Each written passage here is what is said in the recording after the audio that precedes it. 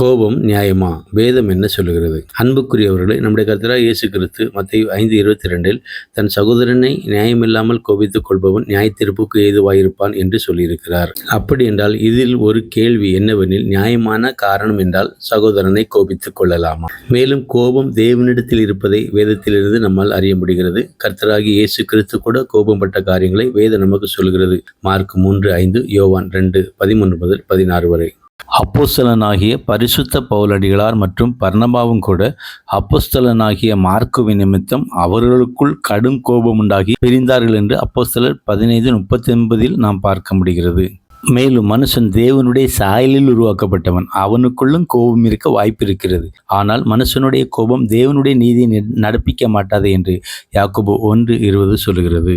இன்னும் பரிசுத்த யாக்கோபு 1:19 சொல்லும்போது, யாவரும் கேட்கிறதற்கு தீவிரமாயும் பேசுகிறதற்கு பொறுமையாயும் கோபிக்கிறதற்கு தாமதமாயும் இருங்கள் என்கிறார். மேலும் பரிசுத்த பவுலடிகளார் எபேசியர் 4:26 நீங்கள் கோபம் கொண்டாலும் பாவம் செய்யாதீர்கள், சூரியன் அஸ்தமிக்கிறதற்கு முன் உங்கள் எரிச்சல் தனியே கடவுது என்று சொல்லியிருக்கிறார். சங்கீதக்காரன் பக்தன் தாவீது சொல்லும்போது, நீங்கள் கோபம் கொண்டாலும் பாவம் செய்யாதீர்கள், உங்கள் படுக்கையிலே உங்கள் இருதயத்தில் பேசிக்கொண்டு அமர்ந்திருங்கள், சங்கீதம் 4:4 என்கிறார். அன்புக்குரியவர்களே, நான் உங்களுக்கு சொல்ல விரும்புகிற காரியம் என்னவென்றால், கோபம் வரும்போது அந்த கோபத்தில் உடனே பேசாமல் யாக்கோபு 4:39 படி பேசுவதற்கு தாமதிப்பது நல்லது.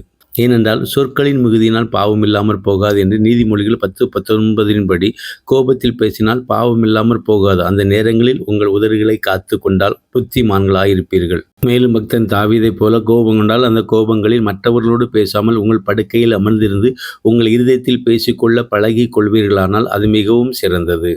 உங்கள் கோபம் தணியும் போது நீங்கள் மற்றவர்களுக்கு முன்பாக தலை குனிய நேரிடாது பிறர் பார்வைக்கு உத்தமனாக இருப்பீர்கள். கர்த்தராகிய இயேசு கிறிஸ்துவின் நாமமும் மகிமைப்படும். கர்த்தர் உங்களை ஆசீர்வதிப்பாராக. ஆமீன்.